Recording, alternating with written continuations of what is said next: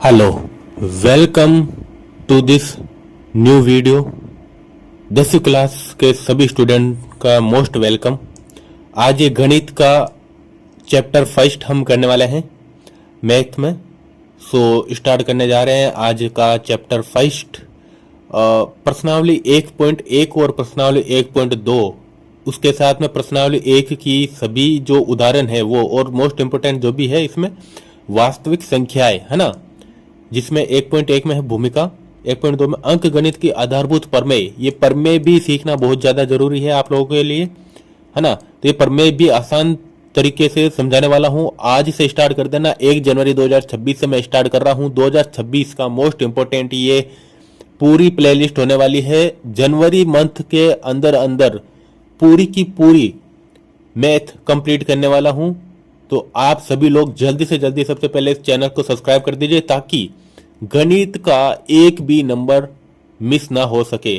100 में से हमारा टारगेट रहेगा 95 प्लस। जिसको भी लाना है वो जनवरी मंथ के अंदर अंदर गणित पूरी कंप्लीट कर लेगा। और जो भी कोई डाउट होगा वो डाउट भी मैं लास्ट में सोल्व करने वाला हूं। पूरी कंप्लीट होने के बाद में सारे डाउट सोल्व करेंगे इसी जनवरी मंथ में, है ना। तो फर्स्ट आज के इस वीडियो में पहली प्रश्नावली होने वाली है कंप्लीट, फिर दूसरी बहुपद समझाया जाएगा, फिर दो चर वाले रैखिक समीकरण, युग्म द्विघातीय समीकरण और समांतर श्रेणी, त्रिभुज, निर्देशांक ज्यामिति, त्रिकोणमिति। एकदम आसान भाषा में समझाने वाला हूं त्रिकोणमिति का परिचय।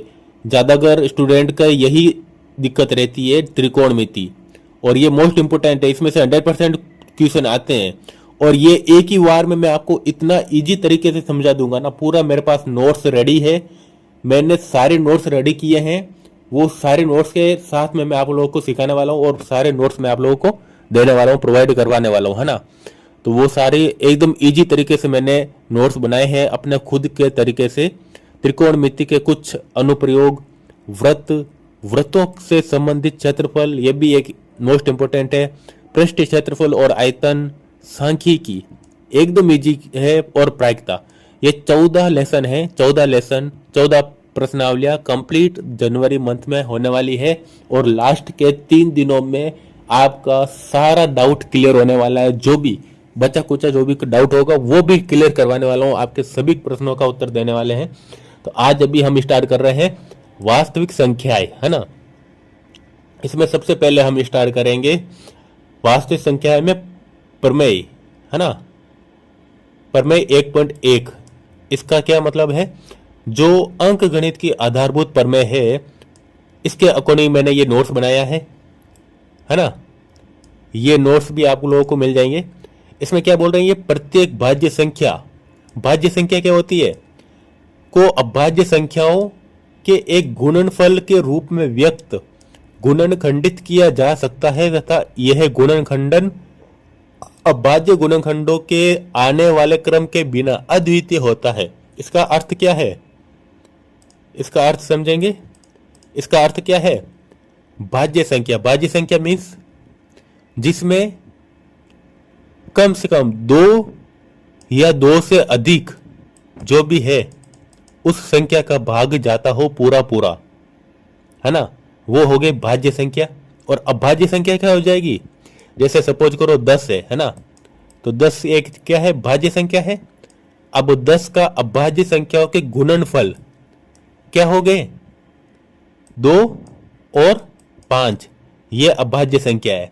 2 भी अभाज्य संख्या है, 2, 3, 5 ये अभाज्य संख्या है ना। तो 10 हो गया भाज्य संख्या, और इसका अभाज्य संख्या क्या हो गए? 2 और 5 ये अभाज्य संख्या है। इसके गुणनखंडित किया जाता है, इसको गुणनखंडित किया जाता है ना। ये इस प्रश्नावली में LCM और HCF ये मोस्ट इंपोर्टेंट है, दोनों ध्यान से समझ लेना। अंक गणित की आधारभूत प्रमेय के रूप में विख्यात होने से पहले प्रमेय 1.2 का संभवतया सर्वप्रथम वर्णन यूक्लिड के एलिमेंट्स की पुस्तक 9th में साध्य यानी प्रोपोजिशन 14 के रूप में हुआ था, परंतु इसकी सबसे पहली सही उपपत्ति कार्ले फ्रेडरिक गोल्स ने अपनी कृति डिस्क्रिप्शंस अरिथमेटिक में दी, है ना। कार्ल फ्रेडरिक गोल्स को प्राय गणितज्ञों का राजकुमार कहा जाता है तथा उनका नाम सभी समय कालों के 3 महानतम गणितज्ञों में लिया जाता है, जिनमें आर्किमिडीज और न्यूटन भी सम्मिलित है। उनका गणित और विज्ञान दोनों में मौलिक योगदान है ना। यह है कार्ल फ्रेडरिक गोल्स, जो कि इस टाइम पीरियड में जिन्होंने गणित में काफी अहम भूमिका निभाई थी, और गणितज्ञों का राजकुमार इन्हें कहा जाता है। इन्हें क्या कहा जाता है? गणितज्ञों का राजकुमार, है ना। तो प्रमेय 1.1 क्या कहता है? हर भाज्य संख्या यानी कंपोजिट अभाज्य संख्याओं के गुणनखंड के रूप में लिखा जा सकता है। हर भाज्य संख्या को अभाज्य संख्याओं के गुणनखंड के रूप में लिखा जाता है। मैंने बताया था ना, जैसे कि सपोज करो कि 10 है, एक भाज्य संख्या 10 है ना। इसको अभाज्य संख्याओं के गुणनखंडन, अभाज्य संख्या क्या हो जाएगी? 2 और 5, ये अभाज्य संख्या है। इनके गुणनखंडों के रूप में लिखा जाता है, इनके गुणा के रूप में, है ना। तो यह गुणनखंडन अद्वितीय है, यह याद रखना, यहां पर अद्वितीय है ना।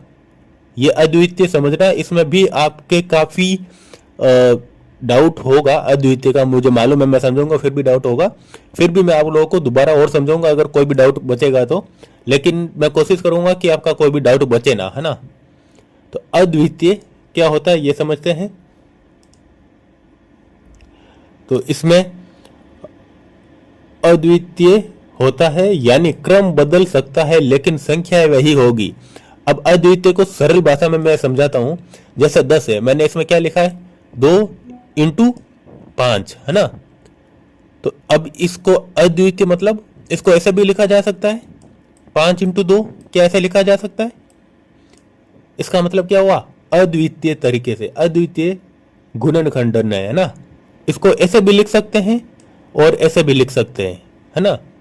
तो ये अद्वितीय है। अगर हम 5 इंटू 2 करेंगे तो इसका मान भी 10 ही आएगा, और 2 इंटू 5 करेंगे तो भी इसका मान भी 10 ही आएगा। ये दोनों 10 ही आएगा, है ना। तो इसमें कोई भी फर्क नहीं पड़ेगा। इसका मतलब होता है ये यूनिक है, अद्वितीय है ना। अब आसान शब्दों में कोई भी बड़ी संख्या, आसान शब्दों में कैसे समझेंगे? कोई भी बड़ी संख्या अंत में 2, 3, 5, 7, ये क्या है? ये कौन सी संख्या है बताओ जरा? 2, 3, 5, 7, ये अभाज्य संख्या है। अभाज्य, ये भाज्य नहीं है, ये अभाज्य संख्या है ना। जैसी अभाज्य संख्याओं से ही बनती है ना, अंत में इन्हीं अभाज्य संख्याओं से बनती है। ठीक है, अभाज्य संख्या क्या है अब ये समझते हैं। जो संख्या सिर्फ एक और खुद से ही विभाजित होती है, यानी कि जैसे सपोज करो 13 एक संख्या है, ठीक है। क्या ये भाज्य या अभाज्य? इसका कैसे पता चलेगा? यानी कि इसका पूरा पूरा भाग या तो 1 में जाएगा, 1 से, या 13 से जाएगा। इसके अलावा 1 और 13 के बीच में किसी भी संख्या से इस संख्या का पूरा पूरा भाग नहीं जाएगा। कैसे? सपोज करो 14 है, अब ये अभाज्य है या भाज्य है? कैसे पता चलेगा? इसका भाग 7 में जाता है, बराबर 2 में जाता है 14 का, 7 में भी जाएगा, 2 में भी जाएगा, यानी कि 7 इंटू 2, है ना।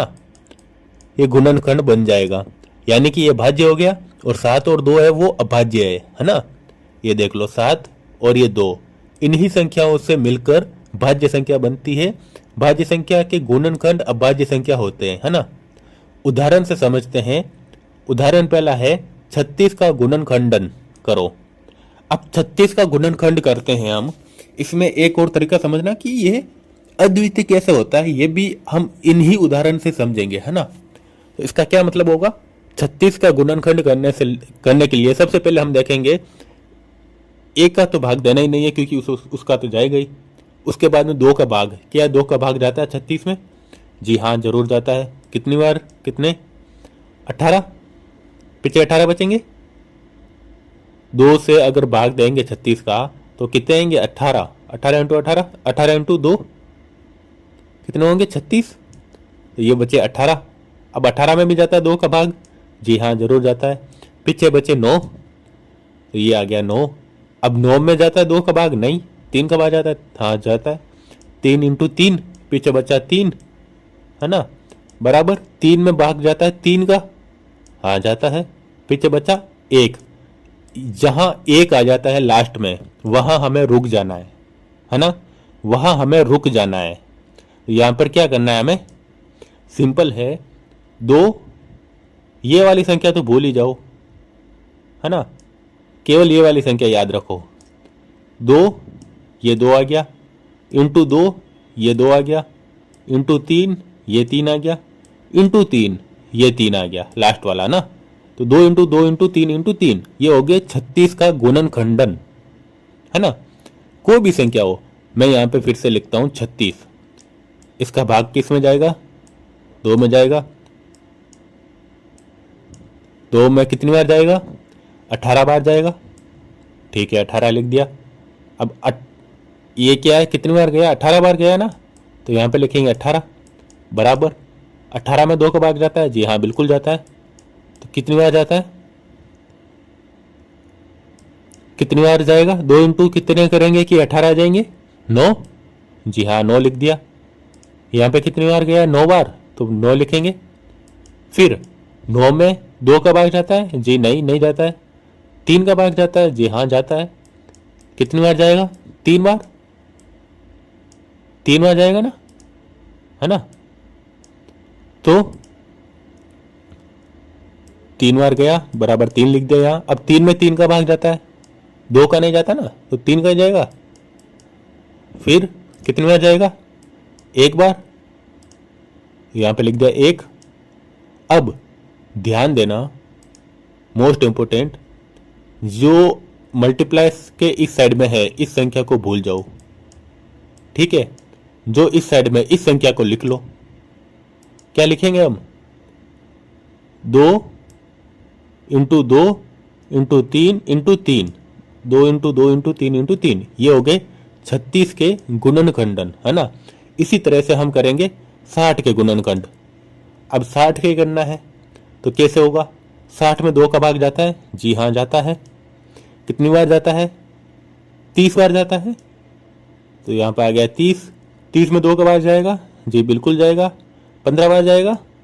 तो 15 आ गया। 15 में 2 का भाग जाएगा? जी नहीं जाएगा। 15 में 3 का भाग जाएगा? जी हाँ, बिल्कुल जाएगा। कितनी बार जाएगा? 15 में 3 का भाग कितनी बार जाएगा? 5 बार, तो 5 लिख दिया। फिर 60 के गुणनखंड क्या होंगे? अभी 5 लिखा है ना, ये 5 को भी हम यहाँ पे लिखेंगे, है ना। यहाँ पे आई थिंक मैंने लिखा नहीं है, लेकिन 5 भी हम यहाँ लिखेंगे। 5 में किसका भाग जाएगा? 2 का नहीं जाएगा, 3 का नहीं जाएगा, 4 का भी नहीं जाएगा, केवल 5 का जाएगा, है ना। केवल 5 का जाएगा। 5 इंटू कितनी बार? 1 बार। 1 आ गया ना लास्ट में। अब यहाँ पे रुक जाना है, इस संख्या को काट देना है और ये संख्या लिख देनी है। 2 इंटू 2 इंटू 3 इंटू 5, 2 2 3 5, ये हो गया 60 का गुणनखंडन। समझे? अब अद्वितीय का मतलब क्या है ये भी समझ लेते हैं। मान लो कोई बोले 60 का जो गुणनखंड है वो 3 इंटू 20 है, ठीक है। 20, 60 में 3 इंटू 20 ऐसे भी लिख सकते हैं? जी हाँ, लिख सकते हैं। लेकिन आप बोलोगे यार इसमें तो 2 का भाग जाता है ना, 3 से पहले 2 आता है और 2 का भाग इसमें जाता है, पूरा पूरा जाएगा। 3 का भाग भी पूरा पूरा जाता है, 5 का भाग भी पूरा पूरा जाता है। क्या हम इसको 3 या 5 लिख सकते हैं? ये कंफ्यूजन आ गया ना यहाँ पे। यहाँ जरूर लिख सकते हैं हम, 3 भी लिख सकते हैं यहाँ पे। जरूरी नहीं है कि 2 ही लिखना है। वो एक क्रम में चलने के लिए आसान भाषा में हम 2 से स्टार्ट करते हैं, लेकिन हम 3 से भी लिख सकते हैं, ठीक है। इसका मतलब यह नहीं कि आपने 10 का भाग दे दिया। 10 तो भाज्य संख्या है ना, अभाज्य संख्या थोड़ी है। हमें अभाज्य संख्या का निकालना है, लास्ट में जो संख्या बचती है वो निकालना है ना। फिर यहाँ पर हम ऐसे थोड़ी लिख सकते हैं, यहाँ पे 10 लिख दिया, फिर इंटू जो आएगा 10 में फिर 6 बचेगा तो 6 में 2 को लिख दिया, 10 इंटू 2 इंटू 3, ऐसा थोड़ी लिख सकते हैं। यहाँ पे अभाज्य संख्या लिखना है हमें, है ना। क्या होगा? या 3 जो है ये अभाज्य संख्या है, 2 भी अभाज्य संख्या है, 5 भी अभाज्य संख्या है, तो 3 2 5 इनमें से कुछ भी लिख सकते हैं। हमने यहाँ पे लिखा 3 इंटू कितनी बार जाएगा, 20 बार, 20 लिख दे यहाँ पे। 20 में 4 किसका भाग जाएगा, 4 का, पीछे बचा 5, तो यहाँ पे लिखेंगे 5, फिर लास्ट में 5 में एक बार भाग जाएगा, ओके 1 आ गया। ठीक है, अब यहाँ पे समझने वाली बात यह है कि यहाँ 3 इंटू 4 इंटू 5 आया है ना, लेकिन ये तो भाज्य संख्या है, ध्यान देना ये भाज्य संख्या है, अभाज्य संख्या नहीं है। हमें अभाज्य संख्या ही लिखनी है गुणनखंड में, तो इसको तोड़ेंगे और इसको क्या लिख सकते हैं, 2 इंटू 2, 2 की पावर 2 होती है, ये 4 जो होता है वो 2 की पावर 2 होती है, 2 इंटू 2 ऐसे लिख सकते हैं। ये आ गया 2 इंटू 2, ये आ गया 3, ये आ गया 5। क्या हम इसी समीकरण को ऐसे लिख सकते हैं, 3 इंटू 2 इंटू 5 इंटू 2, क्या ऐसे लिख सकते हैं? इसमें आगे पीछे कर दिया है ना, ये 2 इंटू 2 है, ये 2 इंटू 2 आ गया, 5 इसमें है, 5 ये आ गया, 3 इसमें है, 3 ये आ गया। क्या ऐसे लिख सकते हैं? ऐसे लिखने से ऐसा थोड़ी है कि इसका मान 80 70 या ऐसा कुछ आ जाएगा, 60 के अलावा कोई दूसरा मान थोड़ी आएगा, 60 ही आएगा ना। इसको सोल्व करेंगे तो 60 ही आएगा, इसको भी सोल्व करेंगे तो 60 ही आएगा। यानी कि हम इसको अलग अलग तरीके से लिख सकते हैं, ऐसे भी लिख सकते हैं, ऐसे भी लिख सकते हैं, लेकिन हमें इसको अभाज्य संख्या में तोड़कर लिखना होगा, है ना। तो हमें इसको 2 इंटू 2 में करना होगा, 3 इंटू 2 इंटू 2 इंटू 5, ऐसे भी लिख सकते हैं ना।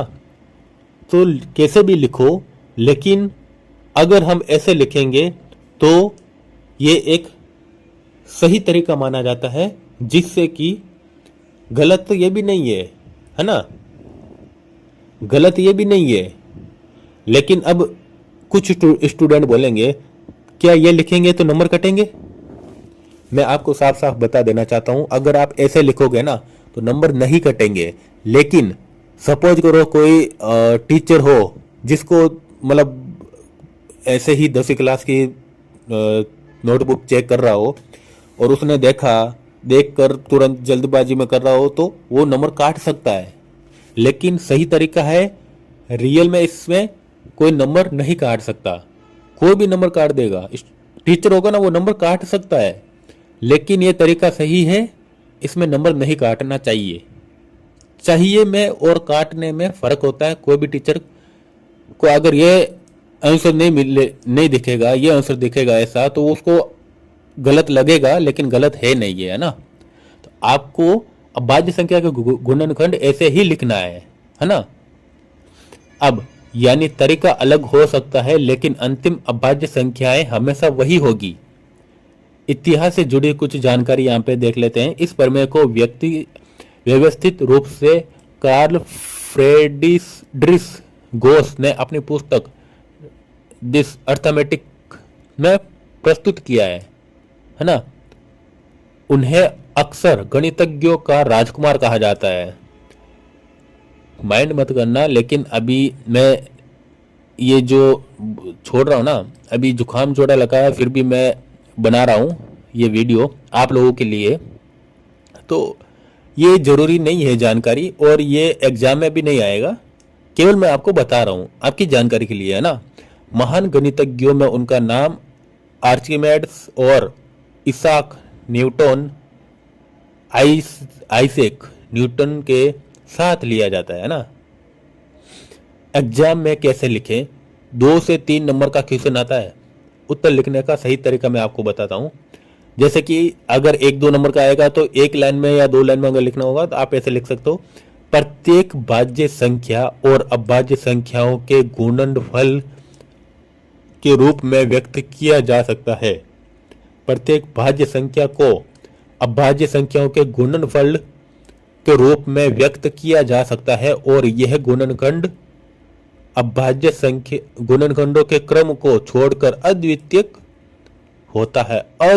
होता है। ये याद रखना, समझना, इसको समझना। अगर कोई डाउट हो तो फिर से कमेंट सेक्शन में पूछ लेना, मैं आपको जरूर सॉल्यूशन दूंगा इसका, ठीक है।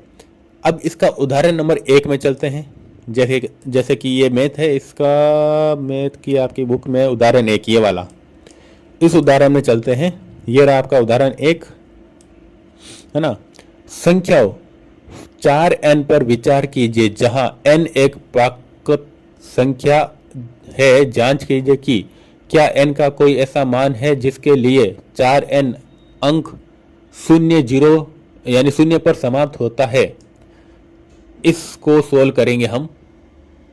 इसमें समझो, यदि किसी n के लिए संख्या 4n 0 पर समाप्त होता है, 0 पर समाप्त होगी, तो वह 5 से विभाज्य होगी। इसका अर्थ क्या है? अगर यहां 4n है, ठीक है, यह है 4n, ठीक है। अब इसमें क्या पूछा है?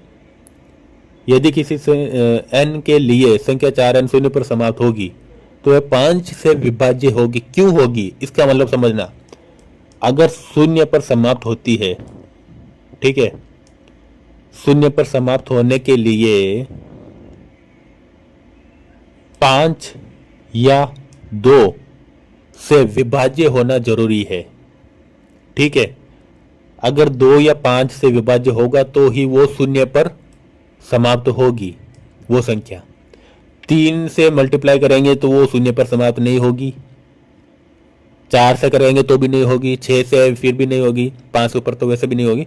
तो 5 या 2, यही 2 मात्र हमारे पास उपाय है ना। अब इसमें भी ध्यान देना, 5 क्यों है यहाँ पर, 2 क्यों नहीं है, ये भी ध्यान देना।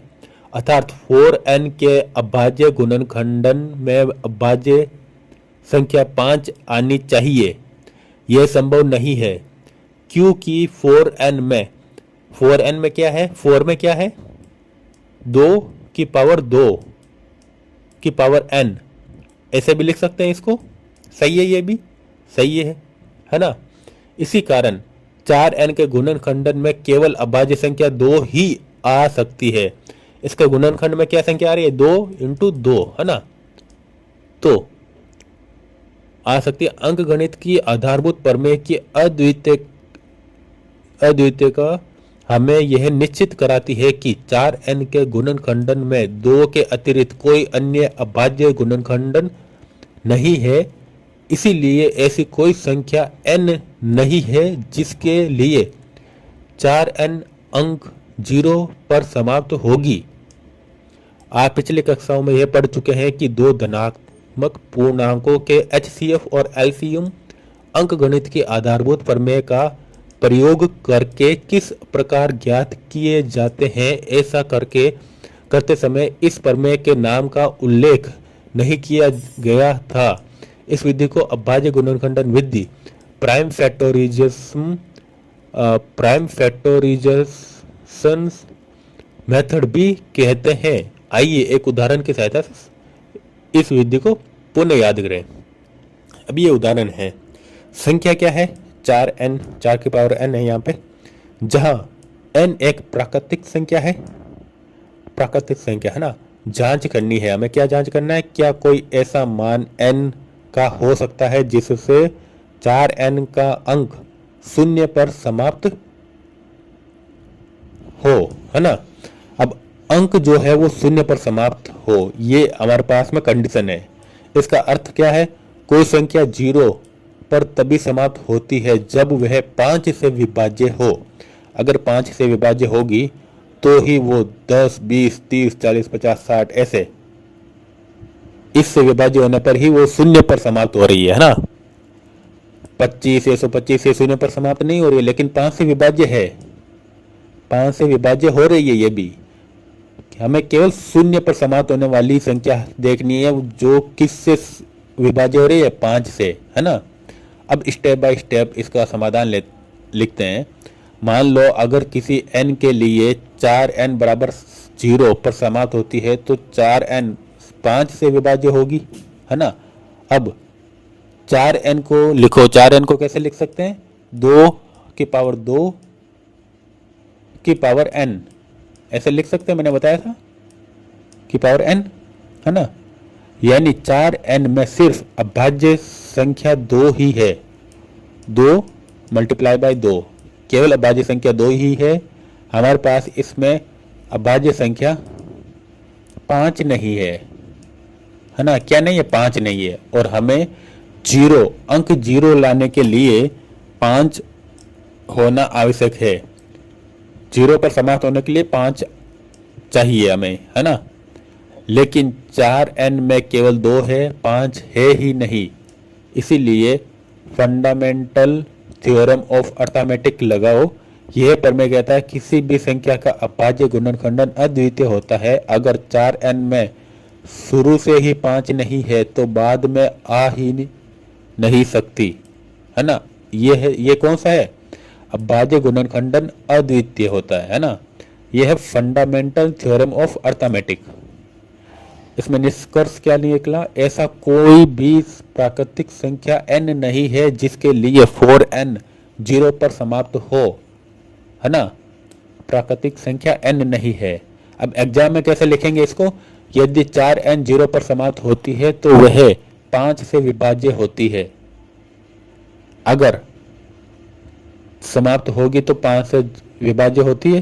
परंतु 4n बराबर 2 की पावर 2n ऐसे भी लिख सकते हैं, बराबर ऐसे भी लिख सकते हैं, जिसमें केवल अभाज्य संख्या 2 ही है। अंक गणित की आधारभूत प्रमेय के अनुसार 4n के गुणनखंड में 2 के अतिरिक्त कोई अन्य अभाज्य गुणनखंडन नहीं हो सकता।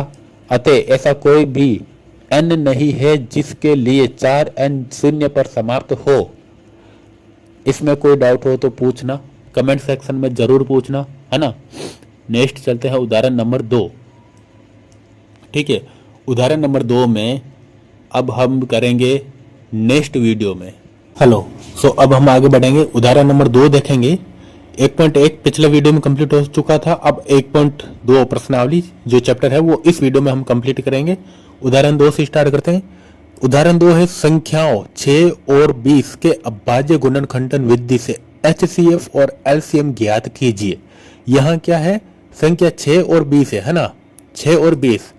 इसमें 6 का हम अभाज्य गुणनखंड विधि से HCF और LCM ज्ञात करेंगे।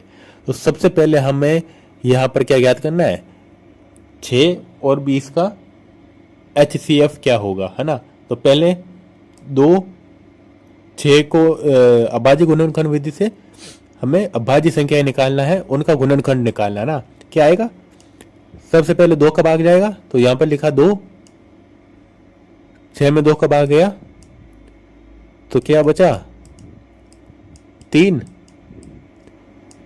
अब यहां पर 3 में 2 का भाग नहीं जाएगा, 3 का ही जाएगा, तो 3 में 3 का भाग गया, क्या बचा 1 आ गया। तो यहां पर हमें रुक जाना है, 3 और 2 ये जो है ये गुणनखंड हो गए 6 के।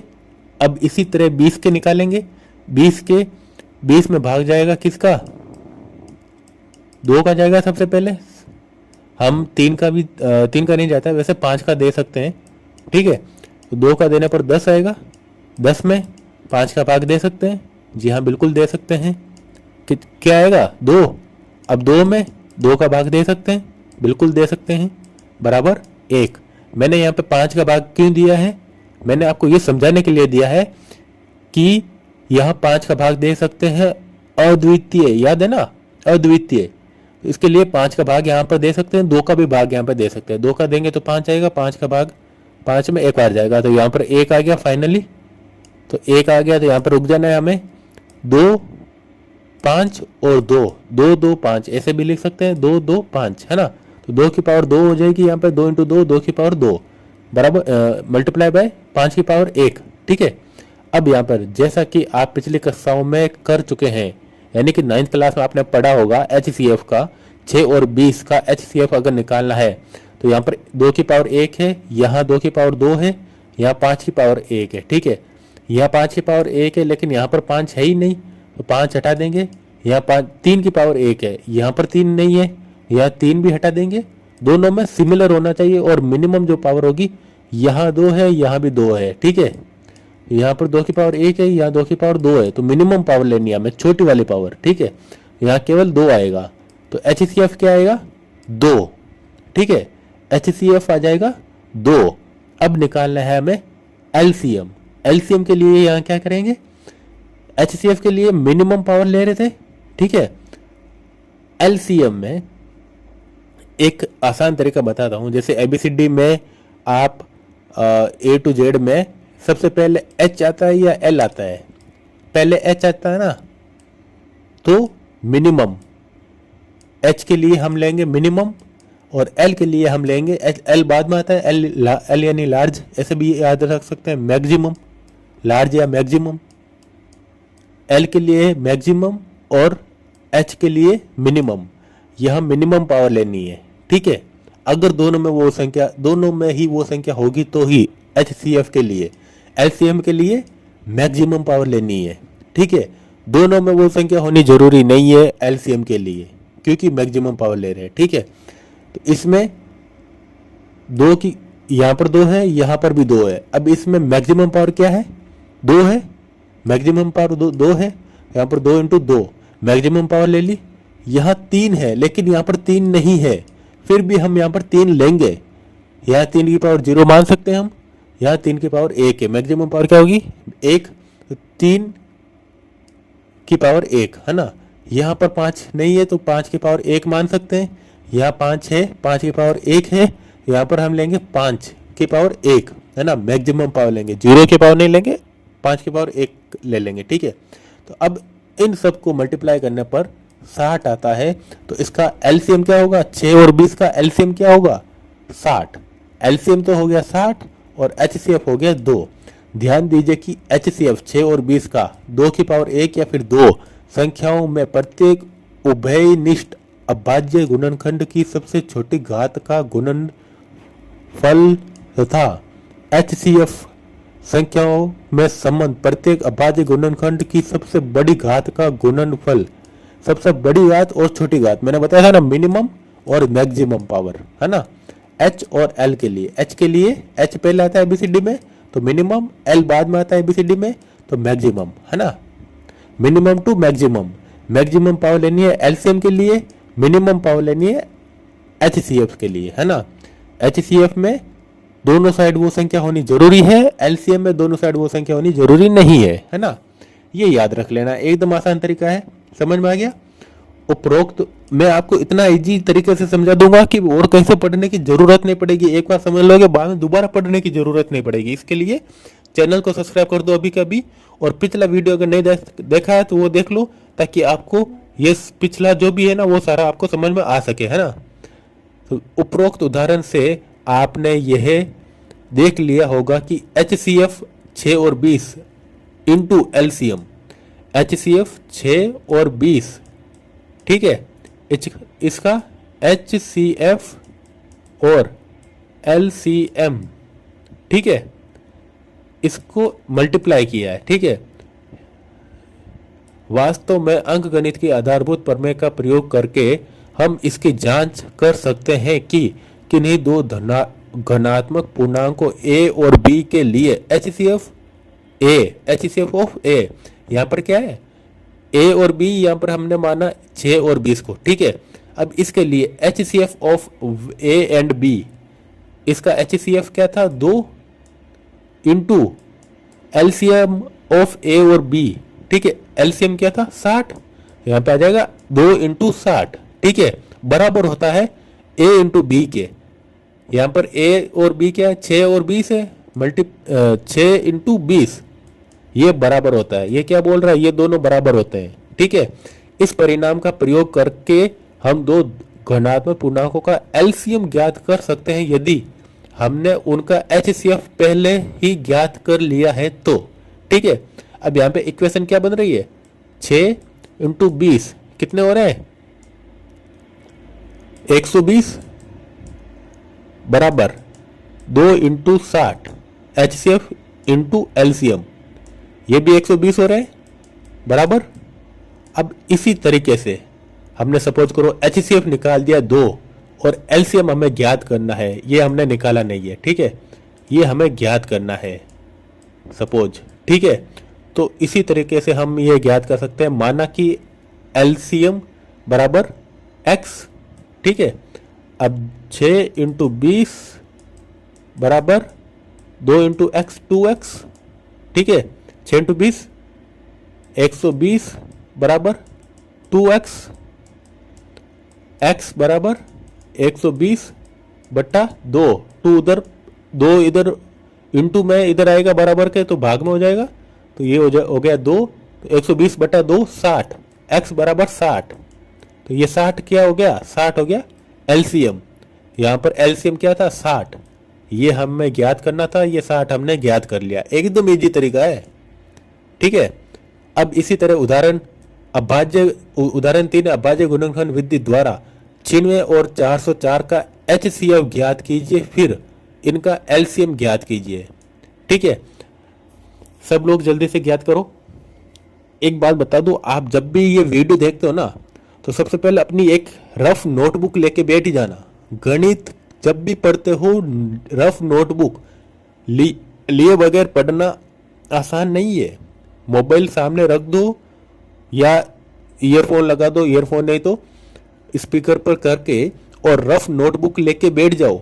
जो जो प्रश्न यहाँ पर समझाया जाता है ना, नोट बना लो अपनी भाषा में, अपनी लैंग्वेज में।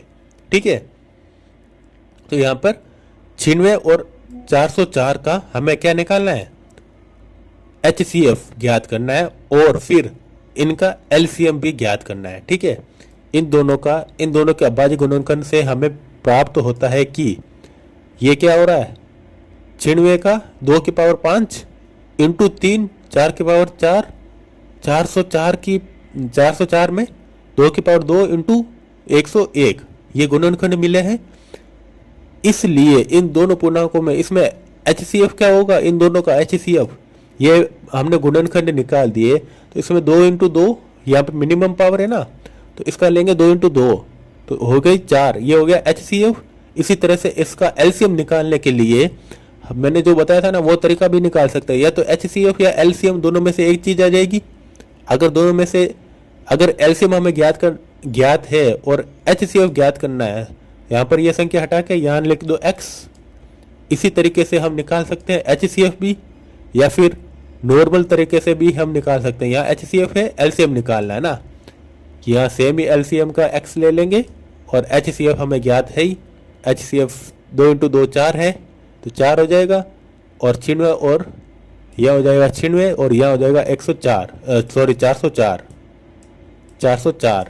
ठीक है, सेम यही एचसीएफ 4 हो गया, या x हो गया, इसी तरीके से वो निकाल लो। या फिर हम एलसीएम ऐसे भी निकाल सकते हैं जैसे नॉर्मल तरीके से निकालते हैं, है ना। ये दोनों ही तरीके से ही है। ये जो इक्वेशन है ना, ये इसी सूत्र से बना हुआ है। इसी सूत्र से कैसे बना सकते हैं, कोई बता सकता है? इसका उत्तर अगर कोई करके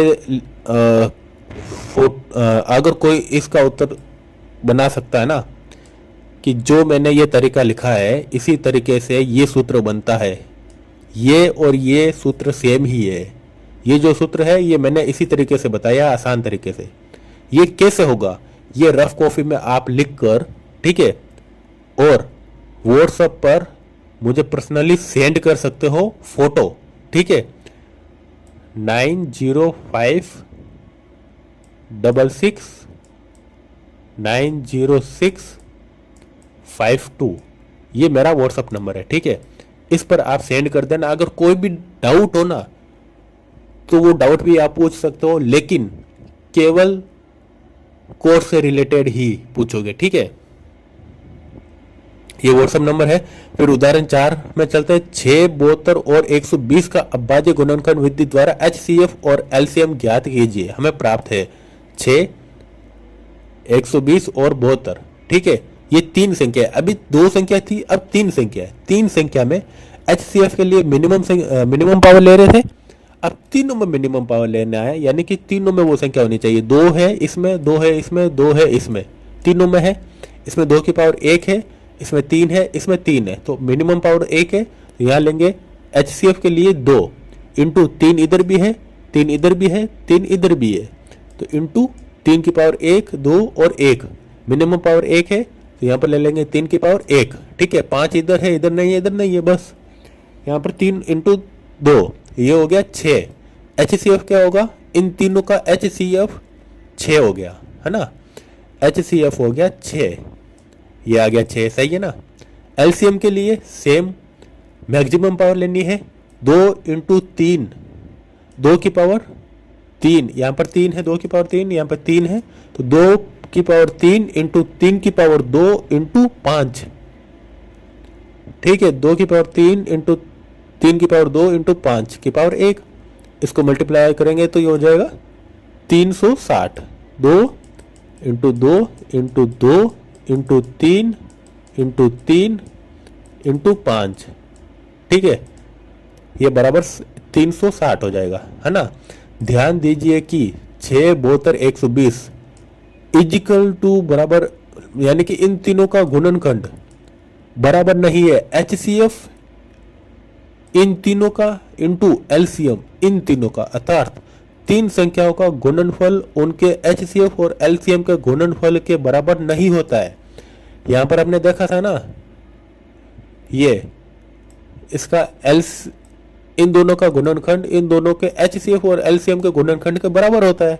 यहां तो बराबर था A और B के, है ना, लेकिन तीन संख्या में ऐसा नहीं होता है, केवल ये दो संख्या में लागू होता है, तीन संख्या में ये रूल लागू नहीं होगा, ध्यान देना, है ना, ये मोस्ट इंपोर्टेंट है ना। नेक्स्ट प्रश्नावली 1.1, निम्नलिखित संख्याओं को अभाज्य गुणनखंडों के गुणनफल के रूप में व्यक्त कीजिए, ठीक है। पहला है 140, सबसे पहले सबसे छोटी अभाज्य संख्या से भाग 2, सबसे पहले सबसे छोटी क्या है 2 अभाज्य संख्या, फिर 3 से भाग 2, फिर 5 से, फिर 7 से, फिर 9, फिर 11, फिर 13, है ना।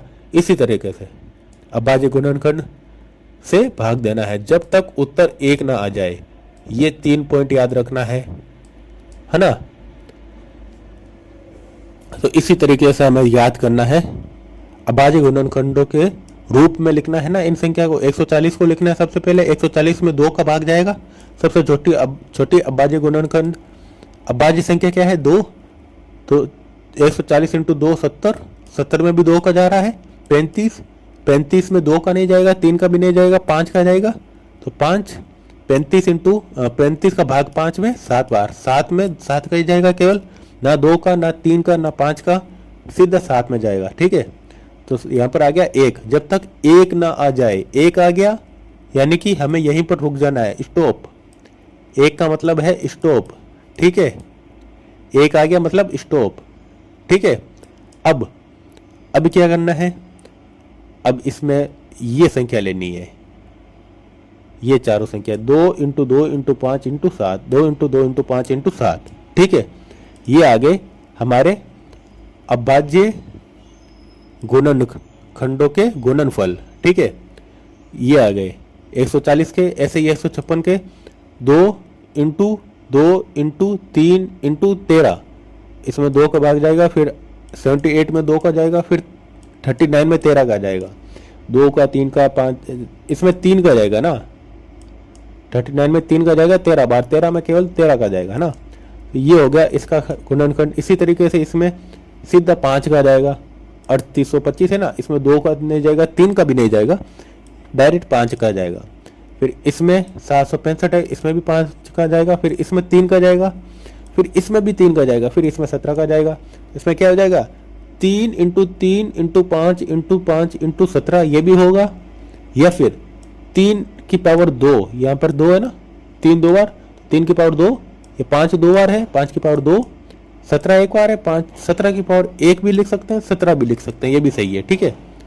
तो इसको हम ऐसे भी लिख सकते हैं, ये भी सही है, ऐसे भी लिख सकते हैं, ये भी सही है, ठीक है।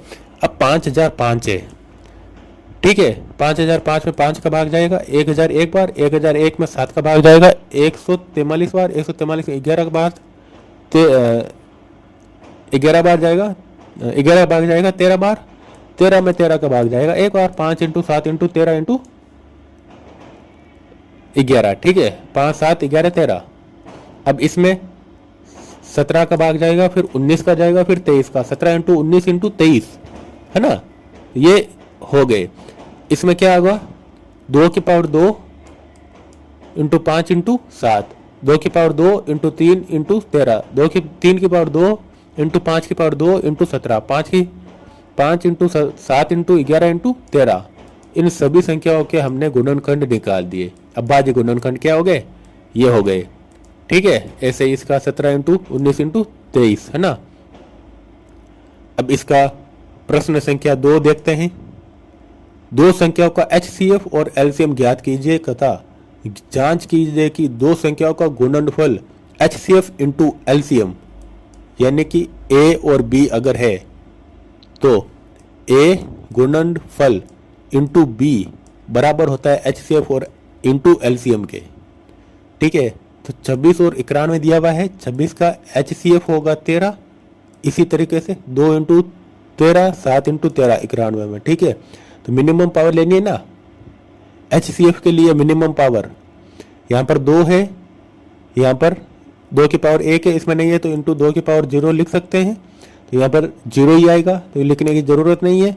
7 की पावर 1 है, यहाँ नहीं है तो यहाँ 7 की पावर 0 आ सकता है, 7 की पावर लिखने की 0 लिखने की जरूरत नहीं है, 0 ही आएगा। यहाँ पर 13 की पावर 1 13 की पावर 1 तो 13 आएगा यहाँ पर।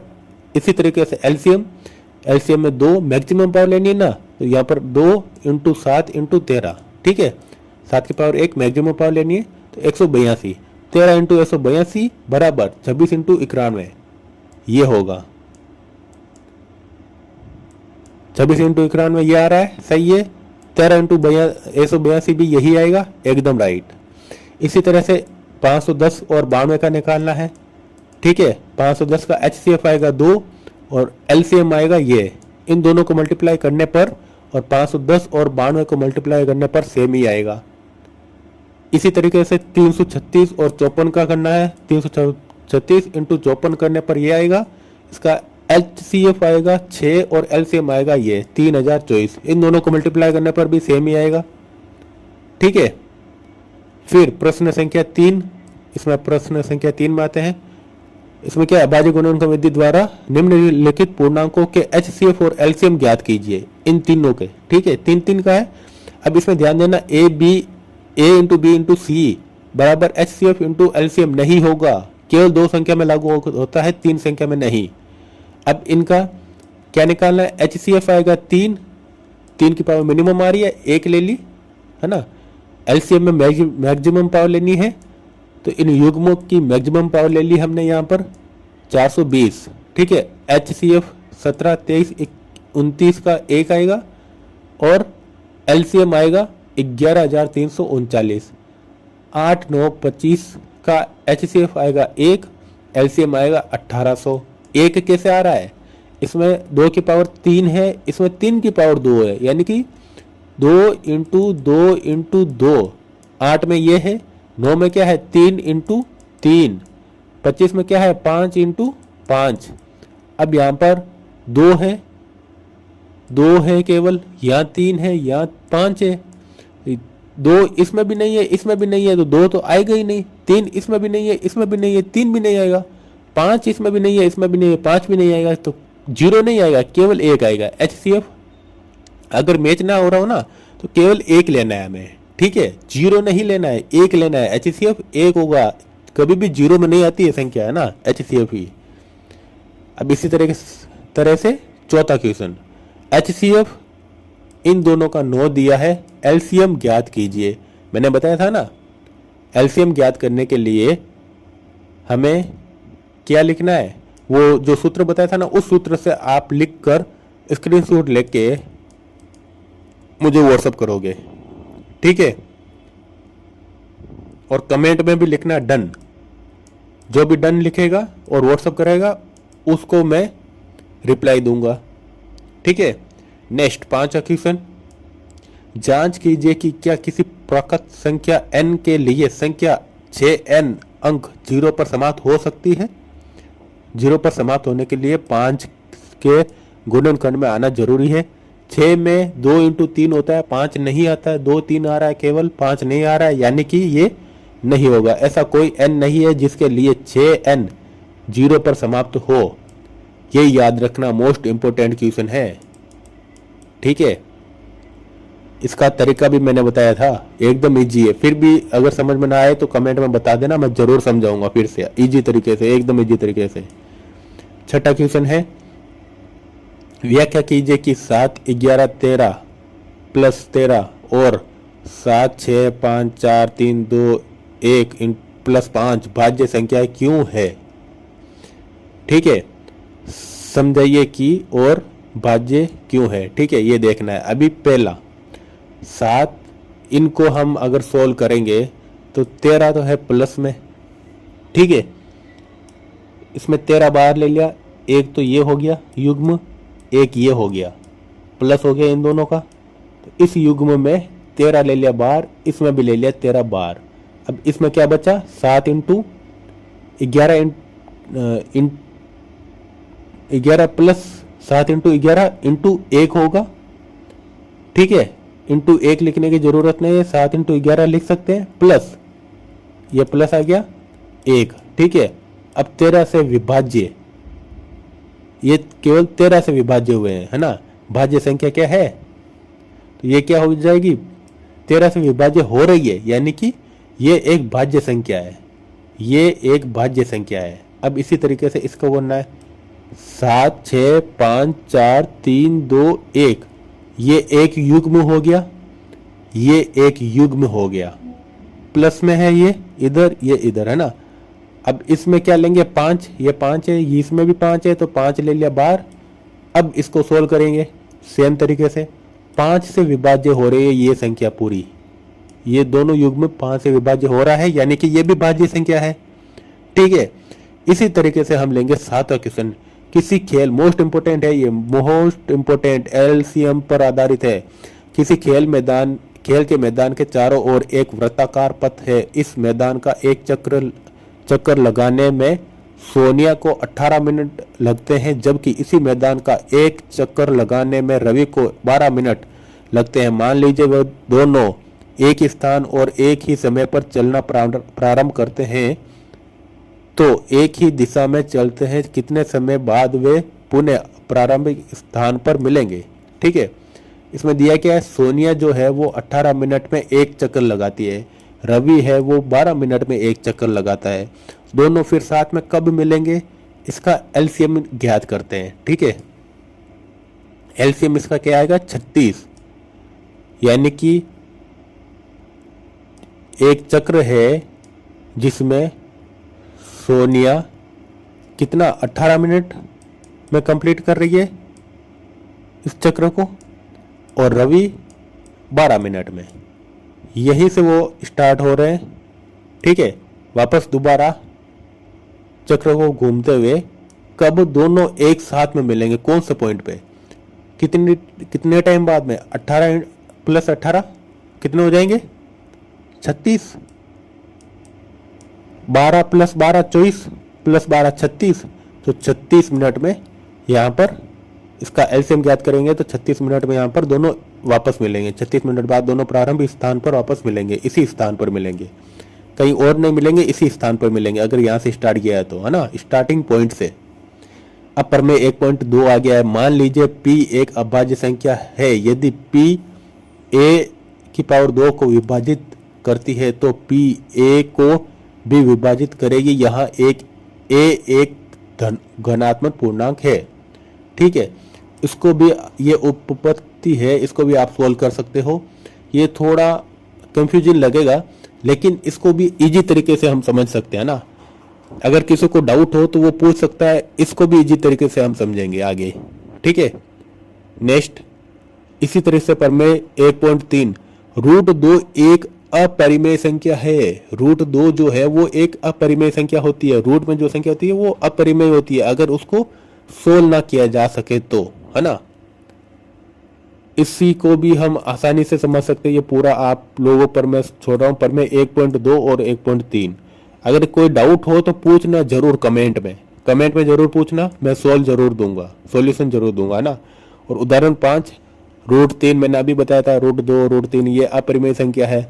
अब इसको सोल्व करना है उसी तरीके से, इसी तरीके से जो पर में 1.2 था ना, ऐसे ही, है ना, सॉरी इस तरीके से 1.3 पर में के अकॉर्डिंग हमें इसी को सोल्व करना है। दोनों एक ही तरीका है, आसानी से सोल्व हो सकता है। इसमें भी दर्शाइए कि 5 माइनस √3 एक अपरिमेय संख्या है। ये भी सेम वही तरीका है ना, लेकिन इससे थोड़ा सा एडवांस है। ये वाला, ठीक है। फिर दर्शाया ये कि 3√2 एक अपरिमेय संख्या है, ये भी सेम ऐसा ही है अपरिमेय संख्या का, है ना। एकदम इजी है ये भी। देखो इसमें ये जो है अपरिमेय संख्या लेने के लिए हमें मान लेना है कि ये परिमेय संख्या है, ठीक है। मानने के बाद में अगर ये सिद्ध हो जाता है कि परिमेय संख्या है, तब तो ये जो है कथन असत्य हो जाता है। अगर ये सिद्ध नहीं होता है तो ये अगर ये सिद्ध नहीं होता है परिमेय, तो ये अपरिमेय हो जाएगा। इसका मतलब क्या होगा कि अगर आपके पास में सपोज करो एक मोबाइल है, ठीक है। अब आपके पास दो ही ऑप्शन है, या तो वो मोबाइल सैमसंग का होगा या आईफोन होगा, ठीक है। दो ही ऑप्शन है, ठीक है। अब अगर सैमसंग का नहीं है तो ऑटोमेटिक वो आईफोन हो जाएगा, अगर आईफोन का नहीं है तो ऑटोमेटिक वो सैमसंग का हो जाएगा, ठीक है। दो ही ऑप्शन है ना यहाँ पे, परिमेय या अपरिमेय। अब परिमेय मान लेते हैं, अपरिमेय ज्ञात करना है तो परिमेय मान लेते हैं। अगर परिमेय सिद्ध हो जाता है तो वो परिमेय है, अगर सिद्ध नहीं हो जाता है तो वो अपरिमेय है। एकदम इजी, सिद्ध करने का तरीका भी एकदम इजी है। अगर कुछ डाउट हो तो पूछ सकते हो। सिद्ध कीजिए कि √5 एक अपरिमेय संख्या है। सिद्ध कीजिए कि √3+2 की 3+2 √5 एक अपरिमेय संख्या है, ठीक है। पहला प्रश्न देखते हैं। पहले याद रखो, परिमेय संख्या जिसे P/Q के रूप में लिखा जा सके वो परिमेय संख्या है, जहां P और Q पूर्णांक हो और Q ≠ 0 हो। अपरिमेय संख्या जिसे P/Q के रूप में न लिखा जा सके वो अपरिमेय संख्या है, ठीक है। अब प्रश्न 1 को हल करते हैं। सिद्ध कीजिए √5 एक अपरिमेय संख्या है। मान लो विरोधाभास विधि, विरोधाभास विधि यानी कि अपरिमेय संख्या यहाँ पर पूछा है तो हम यहाँ पर मानेंगे परिमेय संख्या। इसको मान लिया कि ये एक परिमेय संख्या है, ठीक है। ये होती है विरोधाभास विधि, इसको परिमेय संख्या मान लिया हमने, ठीक है। अब हमने क्या पढ़ा है, परिमेय संख्या P/Q के रूप में लिखा जा सकता है और P और Q पूर्णांक हो और Q ≠ 0 हो, है ना। तो इसको हमने इस फॉर्म में लिख दिया है, ये परिमेय संख्या है। तो P और Q सहभाज्य पूर्णांक है, दोनों वर्ग यानी कि पूर्णांक यानी कि दोनों का वर्ग करते हैं। इसका भी वर्ग करेंगे इधर, इसका भी वर्ग करेंगे इधर, है ना। यहाँ पर √5 की 2 के पावर से कट हो जाएगा, यहाँ पे 5 बचेगा और उधर दोनों तरफ वर्ग आ जाएगा। P²/Q² बराबर, इधर P ये Q भाग में है, बराबर के उस समय साइड में जाएगा, इंटू में हो जाएगा 5Q² बराबर P², है ना। इसका अर्थ P² 5 से विभाज्य P जो है वो भी 5 से विभाज्य होगा। अगर P² 5 से विभाज्य है तो P भी 5 से विभाज्य होगा, है ना। मान लो P बराबर 5K है, ठीक है। तो 5K की पावर 2 बराबर 5Q की पावर 2। P का ज्ञात करना है ना हमें, P बराबर 5K मानना है। 5 का पावर यहाँ पर दिया है तो यहाँ पर P का भी पावर होगा, ये है P का पावर 2, तो P का पावर 2 क्या होगा 5Q², है ना। यहाँ पर क्या हो जाएगा 25K²। इसका स्क्वायर करेंगे कितना होगा, 5 का स्क्वायर कितना होगा 25K, ये हो गया स्क्वायर, Q का स्क्वायर करने पर, ठीक है। फिर 5Q² आ गया यहाँ पर फिर से।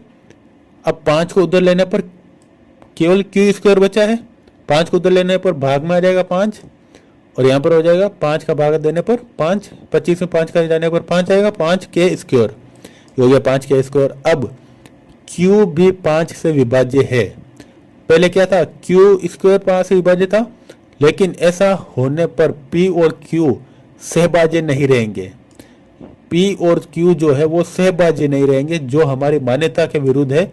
तो ये एक अपरिमेय संख्या है। निष्कर्ष क्या निकलेगा, ये √5 है वो अपरिमेय संख्या है, ठीक है। समझ में आया। अगर डाउट हो तो पूछ लेना कमेंट में, मैं फिर से आपको जरूर समझाऊंगा। ठीक है, अब यहां पर सिद्ध करना है हमें ये चीज, ये एक अपरिमेय संख्या है। 3+2√5 इसको एक परिमेय संख्या मानेंगे, तो √2 बराबर परिमेय -3। ठीक है, RHS बराबर परिमेय, इसलिए 2√5 परिमेय होगा। 2√5 जो है वो एक परिमेय होगा। इसका -3 करने पर यदि परिमेय इधर लेकर, जो ये 2 है इसको इधर लेकर √5 परिमेय, ये जो है वो परिमेय, लेकिन हमने पहले सिद्ध किया था कि √5 अपरिमेय है। हमने पहले ही सिद्ध किया था ना, √5 अपरिमेय संख्या है। तो इसी तरीके से √5 जो है वो अपरिमेय है ना। ये √5 का हमने निकाला है, ये एक अपरिमेय है। अगर ये एक अपरिमेय है तो 3+2√5 भी अपरिमेय संख्या है। ठीक है, अब सिद्ध कीजिए कि निम्नलिखित संख्या अपरिमेय है। 1/√2, मान लो 1/√2 परिमेय है, तो √2 जो है वो 1/ परिमेय बराबर परिमेय। ठीक है, तो परिमेय इस साइड में ले लेंगे, आ जाएगा परिमेय। √2 एक अपरिमेय संख्या है लेकिन, ठीक है, ये परिमेय हो ही नहीं सकती, इसलिए 1/√2 भी एक अपरिमेय संख्या हो जाएगी। ठीक है, इसी तरीके से 7√5, इसमें भी ये इसको परिमेय मान लेंगे, फिर 7 को परिमेय के नीचे ले लिया। ठीक है, तो √5 बराबर परिमेय बटा 7, जो कि एक परिमेय हो जाता है ये, लेकिन √5 जो है वो तो एक अपरिमेय है, इस पर आधारित है। ठीक है, तो ये 7/√5 भी एक अपरिमेय हो जाएगा। ऐसे ही 6+√2, इसमें भी सेम ऐसे ही तरीका लगाएंगे, ये इधर प्लस में माइनस में हो जाएगा। अब √2 अपरिमेय है, इसलिए ये भी पूरा एक अपरिमेय हो जाएगा, √2 परिमेय नहीं है ना। अब क्विक रिवीजन नोट्स यहाँ पर है, ये पीडीएफ में इसी में ज्वाइन है, साथ में अटैच है ना। पूरी पीडीएफ एक पीडीएफ है। परिमेय व अपरिमेय संख्या एक लाइन में। परिमेय संख्या क्या है? जिसे P/Q के रूप में लिखा जा सके, जहां PQ पूर्णांक हो और Q नॉट इजिकल टू 0 हो। अब अपरिमेय संख्या क्या है? जिसे P/Q के रूप में न लिखा जा सके। सबसे जरूरी बात है ना, P/Q के रूप में ना लिखा जा सके। सबसे जरूरी फैक्ट क्या है? √2, √3, √5, √7 हमेशा अपरिमेय होगा। किसी अपरिमेय इंटू गैर शून्य परिमेय बराबर अपरिमेय होगा।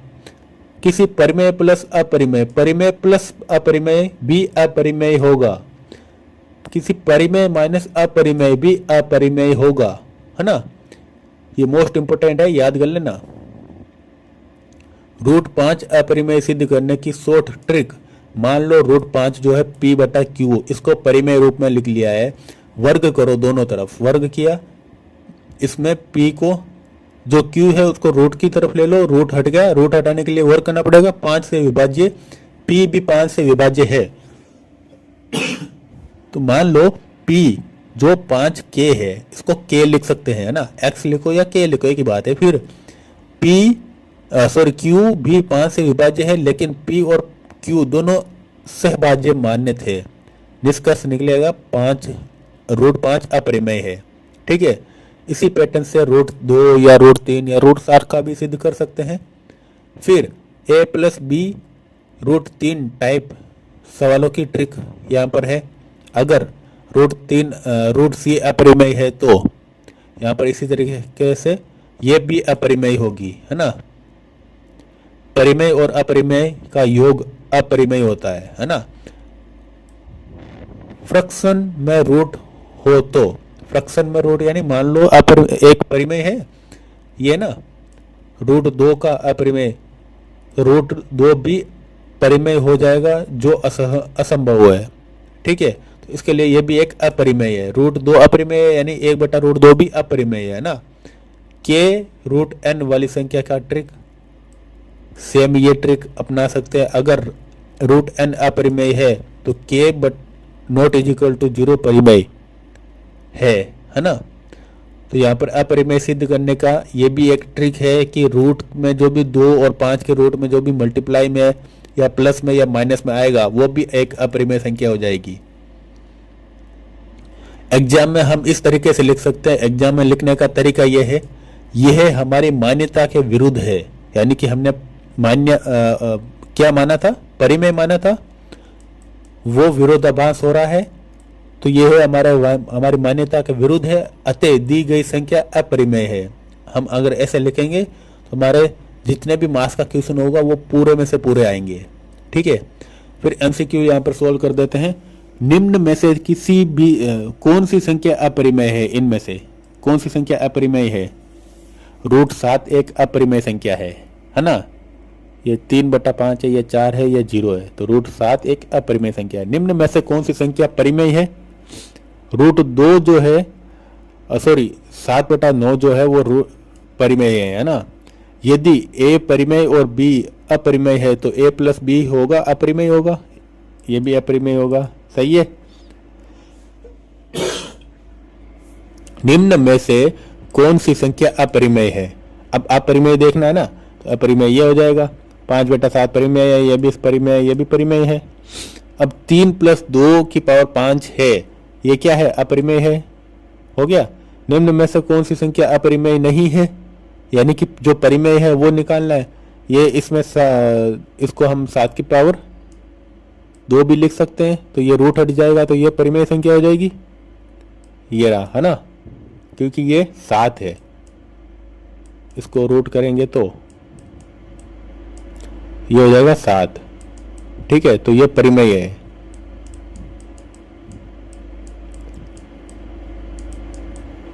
परिमेय है ना। नेक्स्ट, यदि k ≠ 0 एक परिमेय संख्या है तो √n अपरिमेय है, तो k √n क्या होगा? अपरिमेय होगा। एकदम इजी। निम्न में से कौन सी संख्या 2 और 3 के बीच स्थित है? 2 और 3 के बीच में कौन सी स्थित है? √5 ये है 2 और 3 के बीच में, ये देख लो। √5 जो है वो कैसे है, ये भी तरीका यहाँ पे लिखा हुआ है। फिर नेक्स्ट है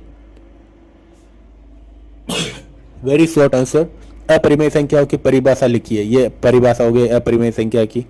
जो संख्या p/q के रूप में व्यक्त न की जा सके वह अपरिमेय संख्या है। क्या √9 अपरिमेय संख्या है? नहीं, क्योंकि ये √9 = 3 के है। 3 जो है वो परिमेय है, इसलिए √9 भी परिमेय संख्या है। ठीक है। क्या 2 अपरिमेय संख्याओं का योग हमेशा अपरिमेय होता है? हाँ, इसका योग अपरिमेय नहीं होता, क्योंकि ये उदाहरण है, इसके थ्रू अगर हम इसको सोल्व कर सकते हैं तो ये परिमेय संख्या है, तो इन दोनों का योग कभी भी परिमेय नहीं हो सकता। ठीक है, परिमेय और अपरिमेय का हमने देखा था।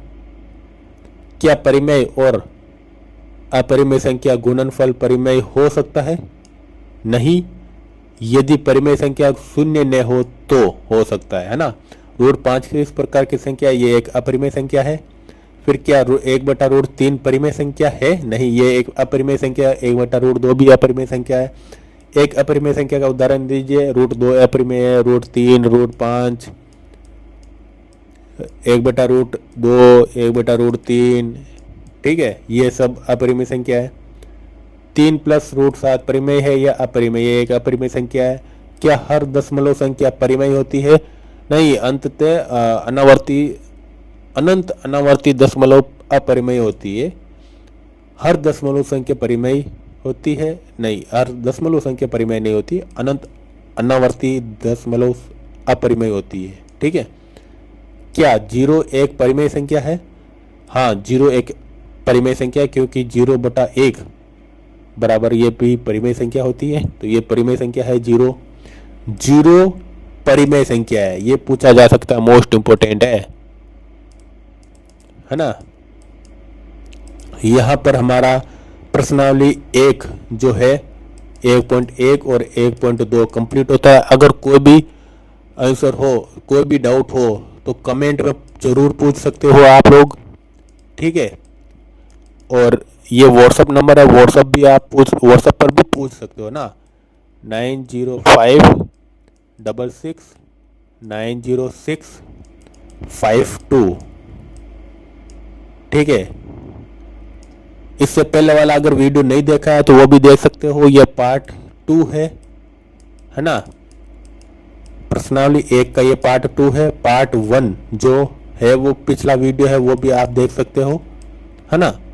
फिर ये आप देख लेना, आपको मोस्ट इम्पोर्टेंट ये PDF है, ये भी आपको मिल जाएगी। So thank you for watching this video. मिलते हैं नेक्स्ट वीडियो में।